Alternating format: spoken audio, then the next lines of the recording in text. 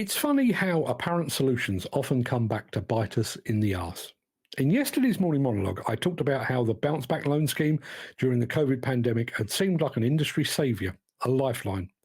For many, that lifeline has become an ever tightening noose around their neck. Earlier in the show, we spoke briefly about electronic engine monitoring systems that were sold to us as a way to enhance machine uptime.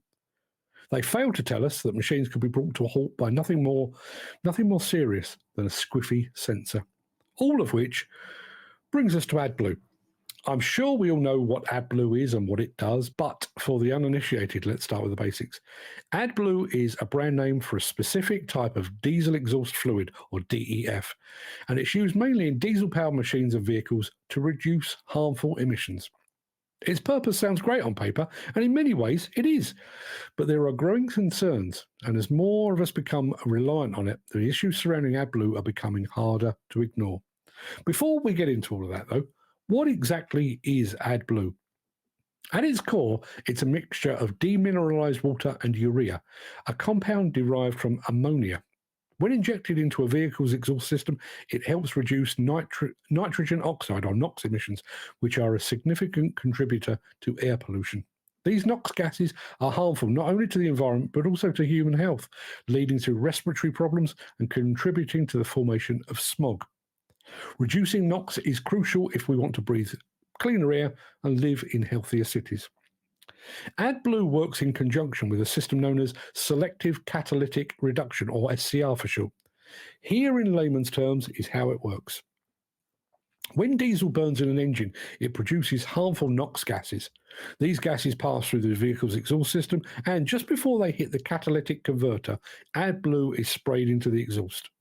The urea in AdBlue reacts with the NOx gases in a chemical process that converts them into harmless nitrogen water vapor.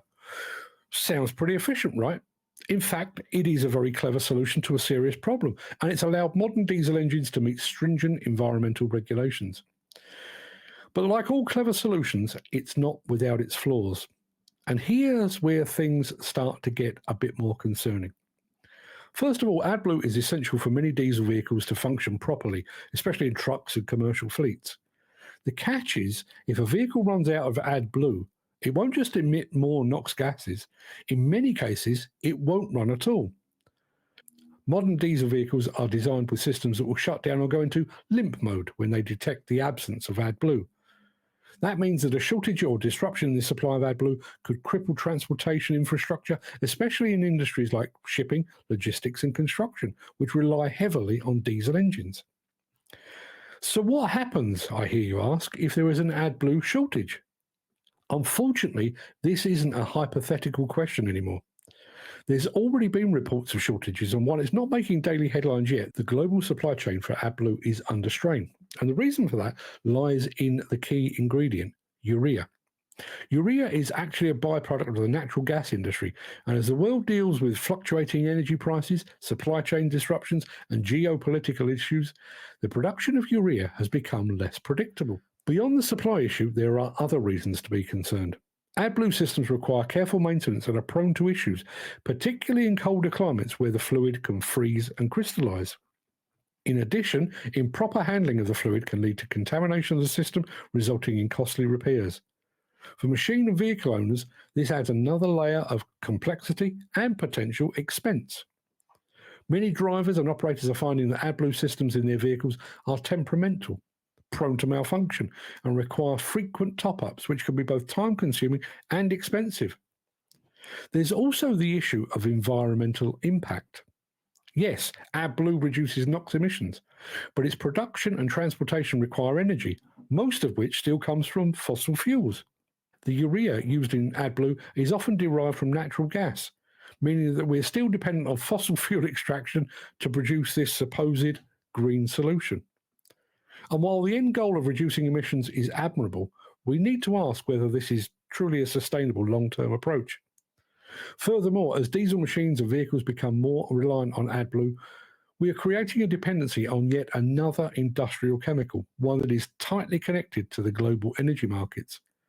That raises the question, are we trading one environmental issue for another? Shouldn't we be focusing more on alternative fuels and energy sources that aren't as vulnerable to supply chain disruptions? The truth is, while AdBlue and SCR technology represent a step forward in reducing harmful emissions from diesel engines, they're not without their challenges. In the long term, AdBlue is likely to be little more than a stopgap while the industry wakes up to electrification and the promise of a hydrogen-fueled future. But there's a lesson to be learned here. When it comes to tackling environmental problems, we're often so focused on immediate solutions that we don't consider the long-term consequences. AdBlue was supposed to be the answer to diesel emissions, a panacea. The more we learn about it, the more it becomes clear that in curing one problem, we might just have created another one.